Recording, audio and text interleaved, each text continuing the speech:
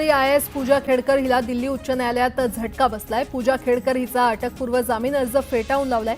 तिच्या अटकेला स्थगिती देण्याचे आदेश दिल्ली उच्च न्यायालयाने रद्द केलेत आणि त्यामुळे तिला कधीही अटक होऊ शकते।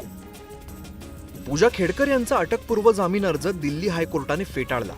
पूजावर UPSC परीक्षेत फसवणूक केल्याचा आणि OBC तसंच अपंगत्व कोट्याचा गैरफायदा घेतल्याचा आरोप आहे। जामीन फेटाळल्याने आता कोणत्याही क्षणी पूजा खेडकरला अटक होण्याची शक्यता आहे। UPSC ही प्रतिष्ठित परीक्षा मानली जाते, त्यामुळे पूजा खेडकर प्रकरण म्हणजे केवळ UPSCचं नाही तर संपूर्ण समाजाची फसवणूक असल्याचं निरीक्षण कोर्टानं मांडलं। या प्रकरणातील गुन्हेगारी कट उलगडण्यासाठी चौकशी आवश्यक असल्याचं सांगत हा जामीन अर्ज फेटाळून लावण्यात आलाय। UPSCच्या तक्रारीनंतर दिल्ली पोलिसांनी पूजा खेडकर विरुद्ध फसवणूक आणि बनावटगिरीचा गुन्हा दाखल केला होता। अटक टाळण्यासाठी पूजाने अटकपूर्व जामीन अर्ज दाखल केला होता। न्यायमूर्ती चंदरधारी सिंह यांच्या खंडपीठाने 27 नोव्हेंबर रोजी या प्रकरणी निर्णय राखून ठेवला होता।